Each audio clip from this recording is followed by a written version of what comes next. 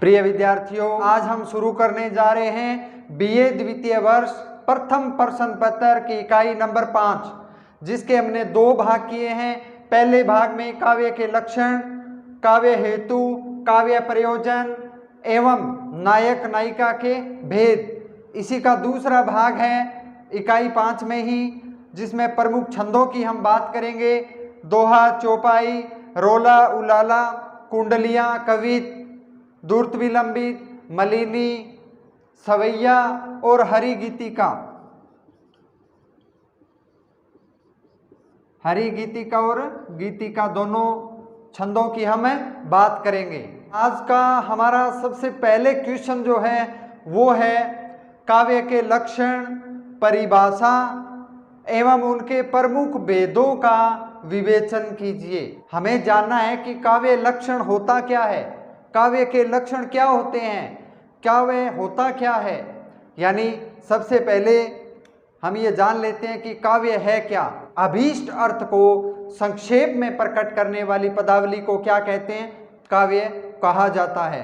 अर्थात जो वक्तव्य विषय है उसको सुंदर ढंग से प्रतिपादित करने वाला नपा तुला सार्थक वाक्य जो है वो काव्य कहलाता है। यानी काव्य के लक्षण, काव्य की जो परिभाषा है काव्य लक्षण की, वो क्या है कि अभीष्ट अर्थ को संक्षेप में प्रकट करने वाला, यानी कोई काव्य का जो विषय है उसको, उसके अर्थ को संक्षेप में छोटे रूप में प्रकट करने वाली पदावली को काव्य कहा जाता है।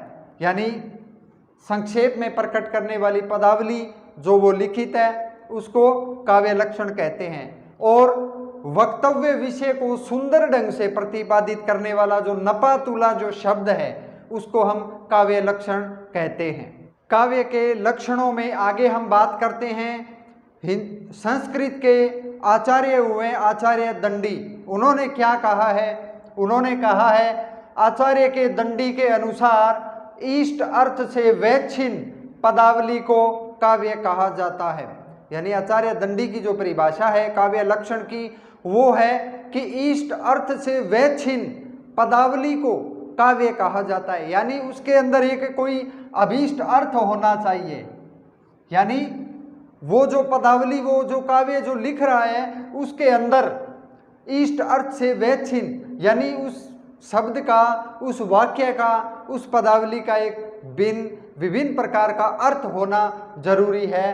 तो आचार्य दंडी ने कहा इष्ट अर्थ से वैच्छिन्न पदावली को काव्य कहा जाता है। इसके बाद देखें कि काव्य होता क्या क्या है। काव्य रस में होता है। यानी काव्य जो होता है वो रस में होता है, उसके अंदर रस की निष्पत्ति, उत्पत्ति सब कुछ होता है काव्य के अंदर। और काव्य में क्या क्या होता है? काव्य में, वाक्य में रस जो है भव्य शरीर में आत्मा के समान है। जिस प्रकार हमारे शरीर में, भव्य शरीर में आत्मा है, उसी प्रकार वाक्य में जो है वो काव्य में जो है रस की उत्पत्ति होती है, रस समाहित होता है। शब्द उसके अंग हैं, अर्थ मन है, छंद उसके चरण हैं और अलंकारों से वह उत्कृष्ट बन जाता है। अर्थात दंडी के अनुसार कहा है उन्होंने कि वाक्य में जो रस होता है वो भव्य शरीर में आत्मा के समान है, शब्द उसके अंग हैं। यानी वाक्य के जो शब्द हैं वो उसके अंग हैं और अर्थ, जो वाक्य का जो अर्थ है वो मन है और छंद जो उस वाक्य में प्रयोग हुए हैं वो उसके चरण हैं। और अलंकारों से, अलंकारों के प्रयोग से वह उत्कृष्ट बन जाता है, यानी सुंदर बन जाता है, एक विशिष्ट अर्थ देने वाला वाक्य वो बन जाता है। अब हम काव्य लक्षणों के बाद काव्य के भेदों की बात कर लेते हैं। तो काव्य के अनेक प्रकार के भेद हो सकते हैं, जैसे किन किन दृष्टियों से उसको बांटा जाए। काव्य के भेदों को रचना की दृष्टि से, विषय की दृष्टि से, भाव की दृष्टि से, प्रभाव की दृष्टि से, उद्देश्य की दृष्टि से इत्यादि भागों में हम इनको बांट सकते हैं। अर्थात यानी कि जो काव्य के भेद हैं उनको अनेक प्रकार की दृष्टियों से हम बांट सकते हैं। रचना की दृष्टि से, विषय की दृष्टि से, भाव की दृष्टि से, प्रभाव की दृष्टि से और उद्देश्य की दृष्टि से। परंतु संस्कृत साहित्य में हम देखते हैं कि उसकी जो काव्य की जो कोटि है वो 3 प्रकार की मानी जाती है। संस्कृत साहित्य में कोटि की दृष्टि से 3 प्रकार का काव्य लक्षण होता है। नंबर 1 पर है उत्तम काव्य, यानी बहुत ही उच्च कोटि का उत्तम काव्य, मध्यम काव्य बीच वाली कोटि का मध्यम काव्य, और अधम काव्य यानी सबसे नीचे की जो कोटि है वो है अधम काव्य। ये 3 प्रकार का काव्य संस्कृत साहित्य के अंतर्गत आता है। संस्कृत साहित्य के कोटि के जो काव्य है वो 3 प्रकार के थे, उत्तम काव्य, मध्यम काव्य और अधम काव्य। इसके बाद हम देखते हैं कि रचना की दृष्टि से काव्य के 2 भेद माने जाते हैं। रचना की दृष्टि से काव्य के 2 भेद माने जाते हैं, श्रव्य काव्य और दृश्य काव्य। श्रव्य यानी सुनने वाला, और दृश्य के अंदर जो दिखाई दे वो काव्य। 2 प्रकार का काव्य होता है। इसको आगे हम अनेक प्रकार में आगे और भी इसको विभाजित किया गया है। हिंदी के जो विद्वान हुए हैं उन्होंने काव्य के लक्षणों की परिभाषा क्या क्या दी है वो देखते हैं। सबसे पहले देखते हैं श्याम सुंदर दास। श्याम सुंदर दास ने काव्य लक्षण की जो परिभाषा दी है वो है काव्य वह है जो हृदय में, काव्य वह है जो हृदय में अलौकिक आनंद या चमत्कार की सृष्टि करे। अर्थात यानी काव्य उसको माना है श्याम सुंदर दास जी ने जो हृदय में क्या है, अलौकिक चमत्कार की सृष्टि करे, यानी अपार आनंद की अनुभूति हो। ऐसा काव्य, लिखित, दृश्य या श्रव्य जो भी है काव्य, ऐसा काव्य जिसको पढ़कर, सुनकर, देखकर आनंद की अनुभूति हो, अलौकिक आनंद और चमत्कार की सृष्टि करे, वो क्या है, वो काव्य है। भाषा के अनुसार जयशंकर प्रसाद ने परिभाषा दी है कि काव्य आत्मा की संकल्पनात्मक अनुभूति है। यानी काव्य जो होता है वो आत्मा की, यानी अंदर से आत्मा की संकल्पनात्मक, यानी उसमें कल्पना सहित वो अनुभूति लिखता है, अनुभूति होती है जिसका संबंध विश्लेषण केवल विकल्प या विज्ञान से नहीं है। अर्थात जयशंकर प्रसाद जी ने काव्य की जो अनुभूति है वो मानी है, काव्य की भावगत भावनाओं को, आत्मा को उन्होंने काव्य स्वीकार किया है। उन्होंने कहा है कि केवल जो रचना कर देने से या विज्ञान या विकल्प से ही काव्य की आत्मा नहीं मानी जाती, अपितु वह क्या है, वो एक कल्पना की अनुभूति है जो एक कवि या लेखक या साहित्यकार करता है। वही जो है वो काव्य की आत्मा जो है, संकल्पनात्मक जो है काव्य का जो गुण है, काव्य की जो आत्मा है वो मानी जाती है। यानी काव्य आत्मा की संकल्पनात्मक अनुभूति है जिसका संबंध विश्लेषण, विकल्प, विज्ञान से नहीं है।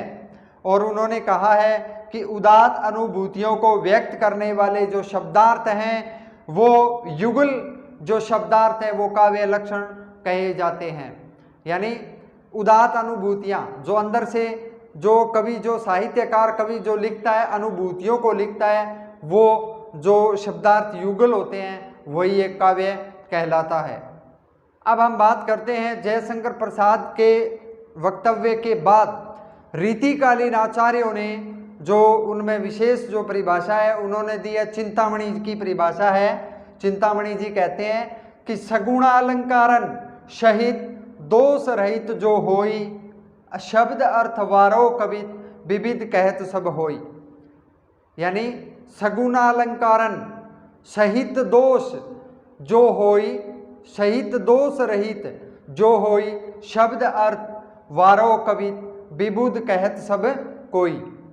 अर्थात इन्होंने कहा है सगुण, सयलंकार, सगुण, सयलंकार यानी अलंकार सहित, शब्द अर्थ के सहित,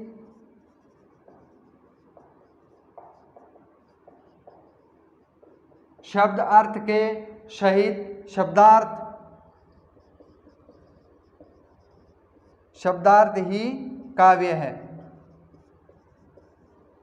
यानी इन्होंने अपने जो दोहा उसमें कहा है कि सगुण अलंकारन, यानी सगुण गुण उसमें होना चाहिए, उसमें अलंकार भी होना चाहिए, अलंकार के सहित वो हो, उस अर्थ, उस शब्द का, उस वाक्य का अर्थ भी होना चाहिए, उसके सहित जो शब्दार्थ है वही काव्य कहलाता है। यानी सगुण अलंकारन सहित दोष रहित जो होई, शब्द अर्थ वारो कवि विविध से कहत सब कोई। अब हमारा दूसरा प्रश्न है काव्य प्रयोजन, यानी काव्य प्रयोजन से क्या तात्पर्य है।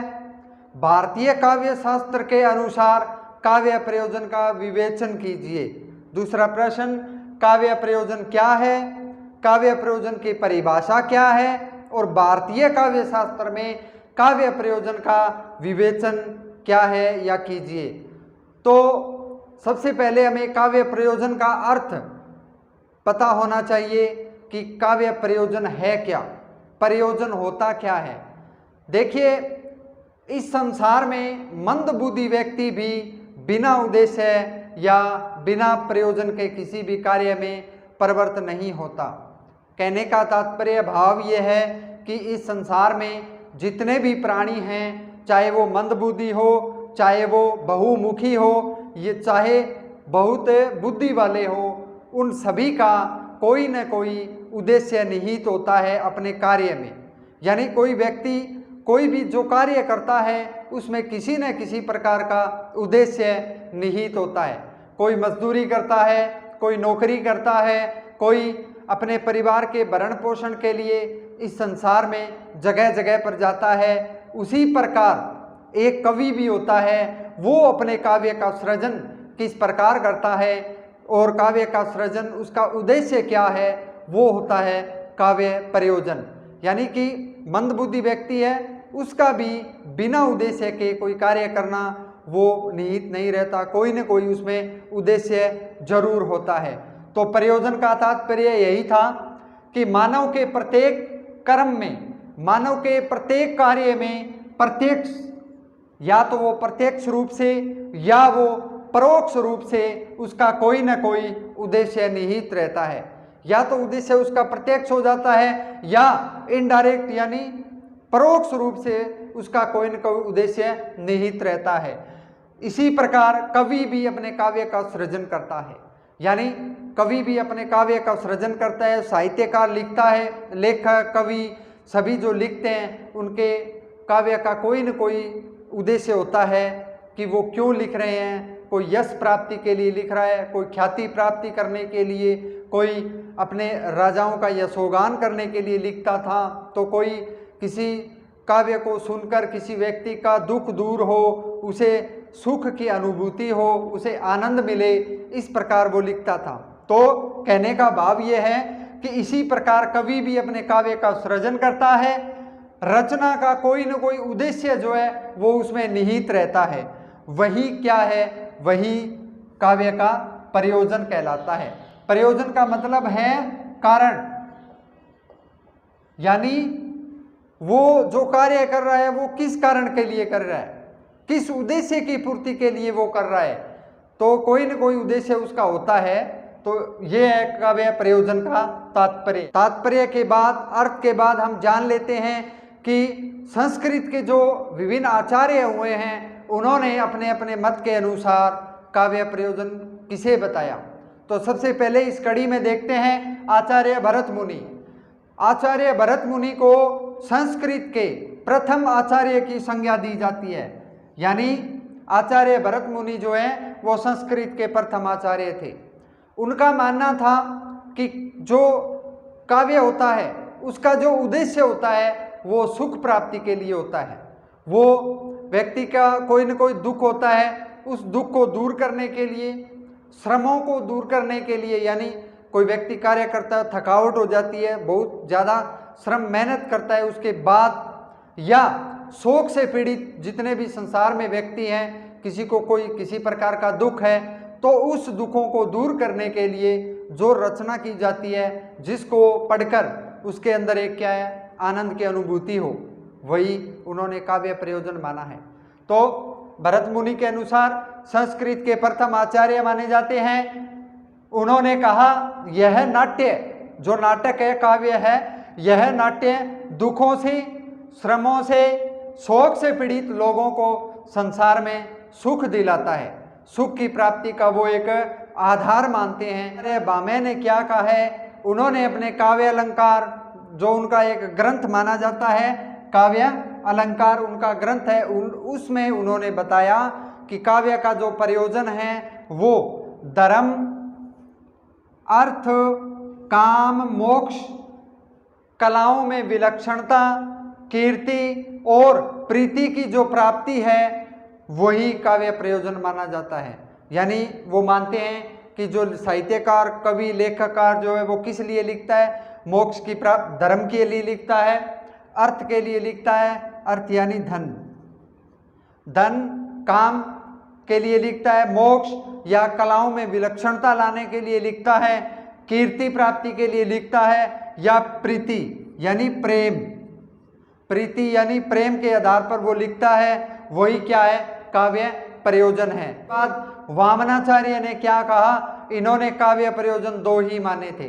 काव्य प्रयोजन किस लिए कि एक तो आनंद लाभ प्राप्ति के लिए, दूसरा कीर्ति प्राप्ति के लिए, यानी यश की प्राप्ति के लिए काव्य का प्रयोजन दो ही प्रकार इन्होंने बताए हैं, आनंद लाभ और कीर्ति प्राप्ति के लिए। कौन से वे कार्य हैं, कौन कौन से वो उद्देश्य हैं जिसकी प्राप्ति के लिए जो एक लेखक, साहित्यकार या काव्यकार लिखता है। पहला कारण है कि वो यश की प्राप्ति करने के लिए वो काव्य सृजन करता है। एक साहित्यकार, एक लेखक जो है यश की प्राप्ति के उद्देश्य से काव्य को लिखता है। जैसे यानी वो एक तो यश की प्राप्ति के लिए, यश प्राप्ति या उसे कोई प्रसिद्धि मिले, प्रसिद्धि हेतु वो काव्य का सृजन करता है। जैसे हम पुराने लेखकों की बात करें प्राचीन काल में तो कालिदास का नाम आता है, कालिदास है, भवभूति है और इंग्लिश के शेक्सपियर है। यानी काव्यकार सृजन क्यों करता है, किस लिए करता है, वो यश की प्राप्ति के लिए, यानी उसे एक प्रसिद्धि मिले, यश मिले, ख्याति मिले, इसलिए वो अपने काव्य का सृजन करता है। जैसे कालिदास ने लिखा, भवभूति ने लिखा और शेक्सपियर का नाम प्रमुख रूप से इसमें आता है। अब हम 2 नंबर पे बात करते हैं अर्थ की प्राप्ति के लिए।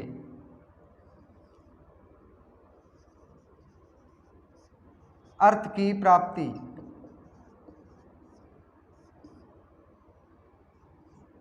यानी एक काव्यकार, एक साहित्यकार सांसारिक जीवन में क्यों लिखता है। यह मनुष्य है जो इस संसार में रहता है, किस उद्देश्य से रह रहा है, क्या उसका उद्देश्य है, हमारा क्या उद्देश्य है कि कोई ना कोई हम कार्य करते हैं, उसका कोई ना कोई उद्देश्य होता है।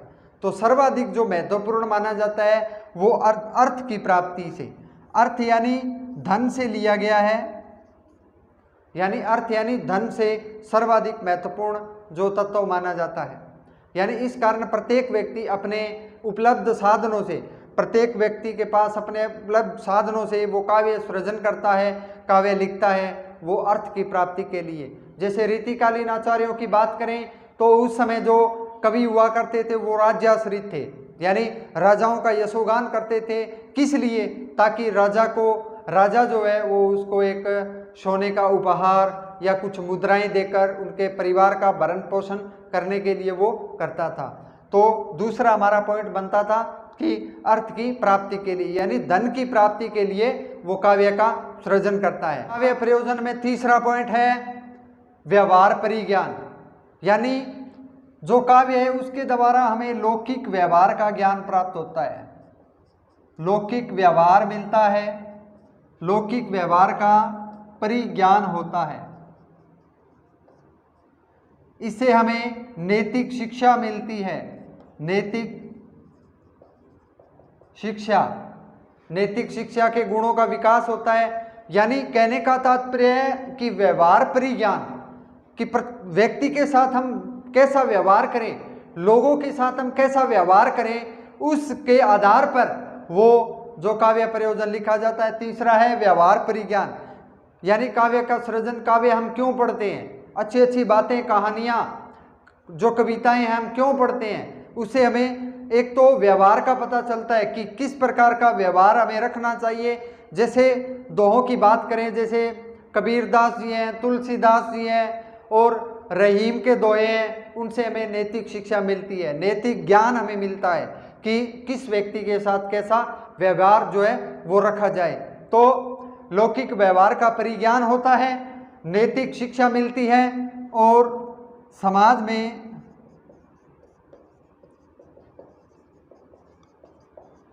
आचरण का ज्ञान मिलता है। यानी हम समाज के अंदर रहते हैं तो समाज में हम किस प्रकार का व्यवहार लोगों के साथ करें ताकि ज़्यादा से ज़्यादा हमें लोग जाने, ज़्यादा से ज़्यादा हमें लोगों से एक जुड़ाव हो, वो शिक्षा मिलती है हमें काव्य से। काव्य का मुख्य प्रयोजन यही है कि व्यवहार परिज्ञान होता है, लौकिक व्यवहार का परिज्ञान इससे मिलता है, नैतिक जो शिक्षा है वो इससे मिलती है, समाज में हमारा जो व्यवहार है, जो आचरण है वो किस प्रकार का हो उसका हमें ज्ञान मिलता है। इसके बाद हम बात करते हैं नेक्स्ट की शिवेतर। शिवेतर अनिष्ट दूर हेतु,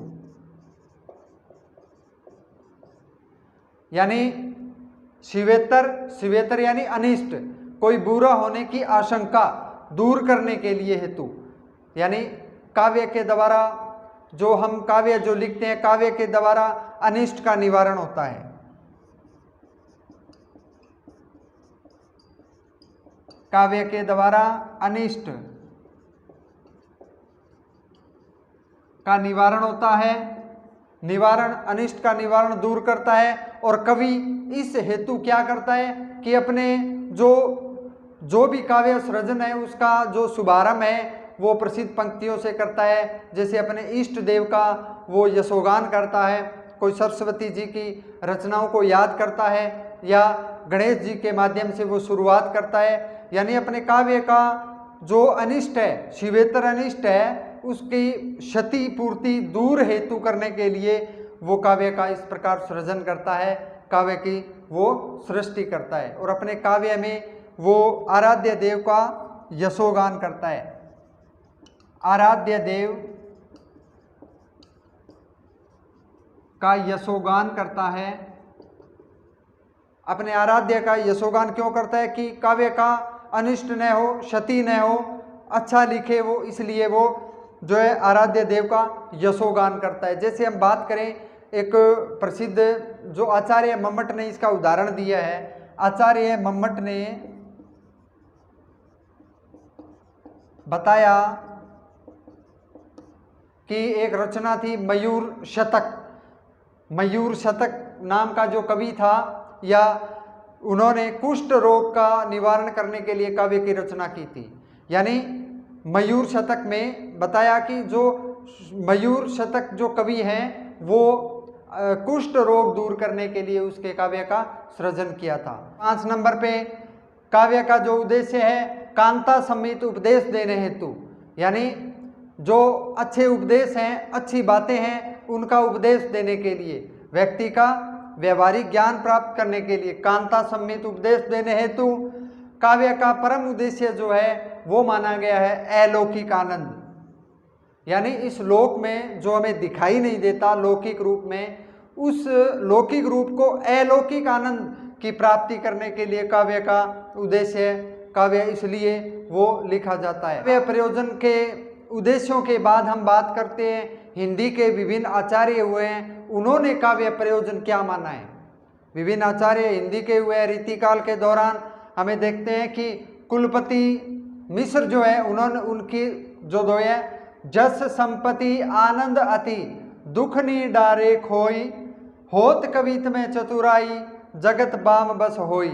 यानी कुलपति जी ने कहा है, जस संपत्ति आनंद अति दुख नी डारे खोई, होत कवित में चतुराई जगत बाम बस होई।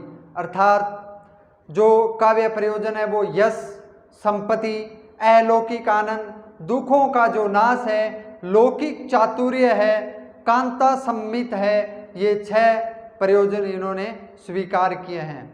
उन्होंने कहा है यश प्राप्ति के लिए, संपत्ति यानी धन के लिए, आनंद की प्राप्ति के लिए, दुख दूर करने के लिए, दुख से दूर, और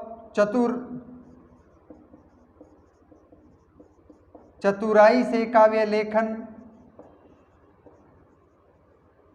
चतुराई से काव्य लेखन, कांता सम्मित उपदेश,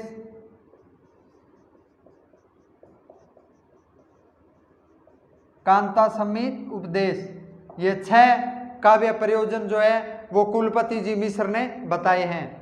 यानी जस संपत्ति आनंद अति दुख नि डारे खोई, होत कवित में चतुराई जगत बाम बस होई। यानी यश संपत्ति आनंद दुख से दूर, चतुराई से काव्य लेखन, कांता सम्मित, ये 6 प्रकार के काव्य प्रयोजन बताए हैं कुलपति जी ने। उसके बाद हम बात करते हैं हिंदी के विद्वानों की, तो उनमें नाम आता है जयशंकर प्रसाद।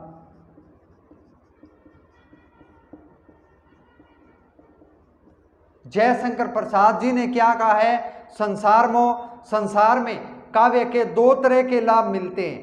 यानी जयशंकर जी प्रसाद जी ने बताया है कि काव्य का जो लेखन है उसका उद्देश्य 2 उद्देश्य प्राप्ति के लिए करता है वो कवि, एक मनोरंजन के लिए और एक शिक्षा के लिए। एक तो उन्होंने मनोरंजन को माना, एक उन्होंने शिक्षा को माना।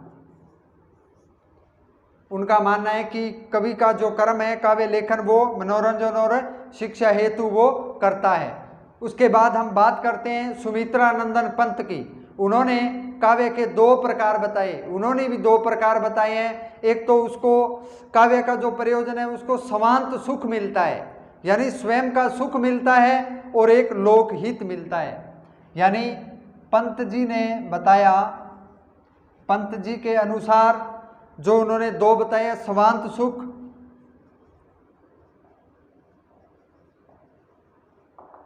यानी स्वांत सुख स्वयं का सुख, और लोकहित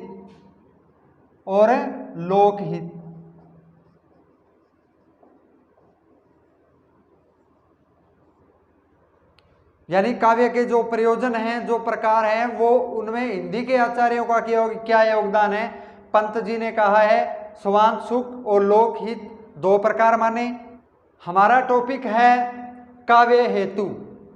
पहले हमने देखा काव्य लक्षण, उसके बाद हमने एक टॉपिक किया काव्य का प्रयोजन। अब हमारा टॉपिक है काव्य हेतु। यानी सबसे पहले हमने देखा काव्य लक्षण, काव्य के लक्षण क्या क्या होते हैं। उसके बाद हमने देखा कि काव्य का प्रयोजन, काव्य क्यों लिखे जाते हैं। अब हम देखते हैं काव्य हेतु, यानी काव्य लिखने हेतु, लिखने के लिए एक कवि के अंदर या साहित्यकार के अंदर या लेखककार के अंदर क्या प्रतिभा होनी चाहिए, क्या उसके अंदर ऐसी प्रतिभा होनी चाहिए कि वो उस काव्य का उच्च सर्जन कर सके। तो हमारा क्वेश्चन कि काव्य हेतु किसे कहते हैं, भारतीय जो आचार्य हैं उन्होंने प्रतिपादन हेतु काव्य हेतुओं का निरूपण क्या किया, क्या माने हैं काव्य हेतु, वो इस हम क्वेश्चन में देखते हैं। तो सबसे पहले काव्य हेतु के अंदर हेतु का मतलब क्या है, कारण। हेतु का मतलब होता है कारण, अर्थात कवि में काव्य रचना की सामर्थ्य उत्पन्न करने वाले साधनों को काव्य हेतु या काव्य कारण कहा जाता है। कवि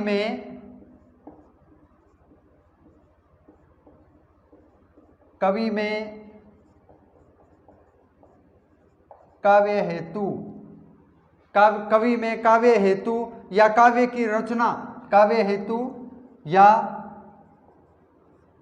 काव्य की रचना हेतु,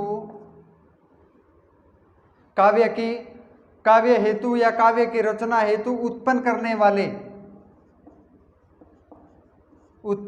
वाले साधनों को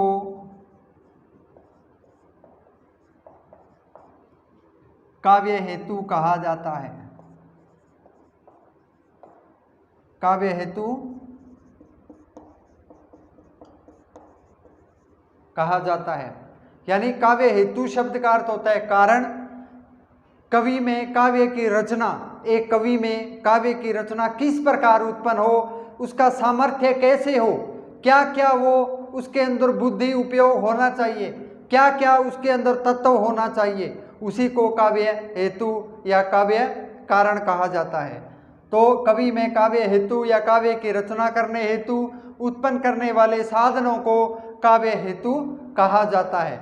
अब हम देखते हैं कि संस्कृत के आचार्यों ने जो है वो किस प्रकार काव्य हेतु बताए हैं, उनका विवेचन हम देख लेते हैं। आचार्य भामह की जो परिभाषा है कि काव्य हेतु क्या है, उन्होंने काव्य हेतु क्या स्वीकार किए हैं, उन्होंने अपने ग्रंथ काव्यालंकार में कहा कि आचार्य भामह ने कहा कि प्रतिभा, एक कवि साहित्यकार सृजनकार के अंदर प्रतिभा होनी चाहिए, व्युत्पत्ति होनी चाहिए और अभ्यास, ये 3 गुण होने जरूरी है। उसके बाद हम बात करते हैं आचार्य दंडी की।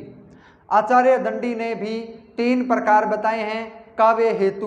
काव्य का सृजन करने के लिए किन 3 गुणों का आवश्यक होना है, वो है नैसर्गिक प्रतिभा, निर्मल शास्त्र ज्ञान और आनंद अभियोग।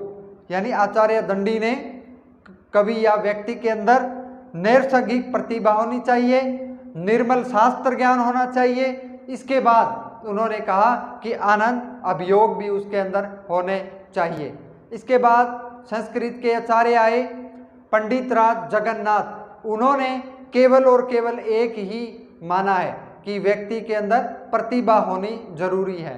यानी जो नंबर 4 पे आए थे पंडित राज जगन्नाथ,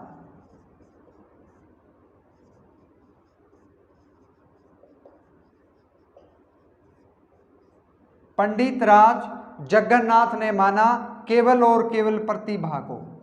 यानी व्यक्ति के अंदर इन्होंने कहा कि केवल प्रतिभा होनी चाहिए। उक्त विवेचन के पश्चात काव्य हेतुओं का सामान्य परिचय दिया जा रहा है।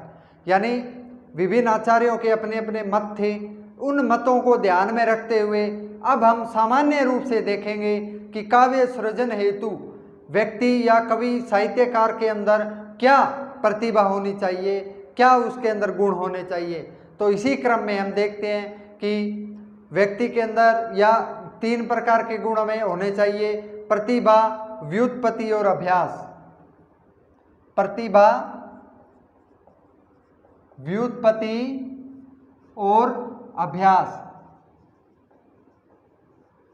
यानी कह सकते हैं कि हम सर्वमान्य रूप से अगर बात करें तो 3 प्रकार के गुण काव्य सृजन हेतु होने जरूरी हैं, प्रतिभा, व्युत्पत्ति और अभ्यास। तो सबसे पहले हम देखते हैं कि प्रतिभा, प्रतिभा क्या है। यानी इस काव्य कारण में प्रतिभा को बीज तत्व के रूप में स्वीकार किया गया है। यानी जिस प्रकार पादप अंकुरण के समय बीज का महत्व होता है, उसी प्रकार काव्य के अंदर जो लिखने के हेतु प्रतिभा का होना जरूरी है। यानी इस तत्व को स्वीकार करते हैं, काव्य कारण में बीज तत्व रूप में विद्यमान है। इससे जो प्रतिभा है, इससे क्या होता है, नए नए भाव आते हैं, विचारों का सृजन होता है, विचारों का उदय होता है।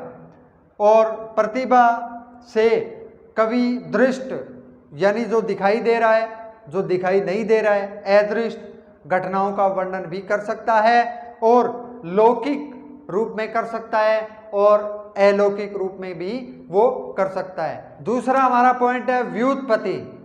व्युत्पत्ति क्या होता है कि शास्त्रों में वर्णित लौकिक जीवन में परस्पर व्यवहार से जो ज्ञान प्राप्त होता है वही क्या है, व्युत्पत्ति है। यानी शास्त्रों में वर्णित होता है एक लौकिक जीवन में परस्पर हम व्यवहार से, परस्पर हमारा दूसरों के साथ जो व्यवहार होता है उससे ज्ञान प्राप्त होता है। अगर व्यक्ति के अंदर व्युत्पत्ति की भावना है, व्युत्पन्न है तो, और उससे होता है सूक्ष्म निरीक्षण, परीक्षण में, सूक्ष्म निरीक्षण परीक्षण में जो बौद्धिक क्षमता आती है उसे निपुणता कहते हैं। यानी व्यक्ति क्या है कि सूक्ष्म निरीक्षण करेगा, फिर परीक्षण करेगा, उसे क्या है, उसके अंदर बौद्धिक क्षमता उत्पन्न होती है और उसे निपुणता आती है। और इसके अलावा कवि को लोक शास्त्र के अतिरिक्त परस्पर कवि का परंपरागत रूप से ज्ञान प्राप्त भी होता है। कवि परंपरा का ज्ञान होता है, इस प्रकार वह रचना में व्युत्पन्न समर्थन करता है। इस प्रकार ही वह सामर्थ्य बन सकता है कवि लेखन के दौरान। के अंदर तीसरा पॉइंट अभ्यास, ये सबसे महत्वपूर्ण होता है। यानी कोई भी कार्य करने के लिए हमें निरंतर अभ्यास की ज़रूरत है। कोई काव्य सृजन के लिए, लेखन के लिए हमें लगातार थोड़ा थोड़ा निरंतर प्रयास करना बहुत ज़रूरी है और ये अभ्यास होता है। तीसरा और महत्वपूर्ण गुण है निरंतर काव्य रचने। निरंतर काव्य रचना से जो हम प्रयास करते हैं उसे अभ्यास के द्वारा ही वो आ सकती है। और वो अभ्यास हम कैसे प्राप्त कर सकते हैं, काव्य सृजन वो कैसे प्राप्त होता है, वो होता है काव्य मर्मज्ञों से शिक्षा प्राप्त करके उनके निर्देशन में या उनके अनुकरण से जो प्रतिभा की क्षमता विकसित होती है उसे अभ्यास कहा जाता है। यानी हम क्या कर सकते हैं, किसी के शिक्षाविद के निर्देशन में कार्य कर सकते हैं या उसका अनुकरण कर सकते हैं या उसके निर्देशन में हम भाग ले सकते हैं, उसके निर्देशन में कार्य करते हैं। तो अभ्यास जो है बहुत ज़रूरी है। तो इस प्रकार हमने देखा काव्य हेतु क्या था कि काव्य हेतु कारण को कहते हैं, यानी क्या क्या कारण होने जरूरी हैं। और इसमें हमने देखा भामे ने 3 प्रकार बताई। उन्होंने कहा व्यक्ति के अंदर प्रतिभा, व्युत्पत्ति और अभ्यास होना चाहिए। दंडी ने कहा कि नैसर्गिक प्रतिभा होनी चाहिए, आनंद अभियोग होना चाहिए, उन्हें शास्त्रों का ज्ञान होना चाहिए। पंडित जगीरनाथ जी ने कह दिया कि व्यक्ति के अंदर केवल और केवल प्रतिभा होनी चाहिए। इसके बाद हमने उक्त विवेचन सामान्य रूप से जो किया था वो था प्रतिभा। सबसे पहले व्यक्ति के अंदर प्रतिभा का होना बहुत जरूरी है, उसके बाद व्युत्पत्ति और उसके बाद अभ्यास। तो प्रिय विद्यार्थियों, इस तरह आज हमने काव्य लक्षण, काव्य हेतु और काव्य प्रयोजन ये टॉपिक कंप्लीट कर लिया है। धन्यवाद।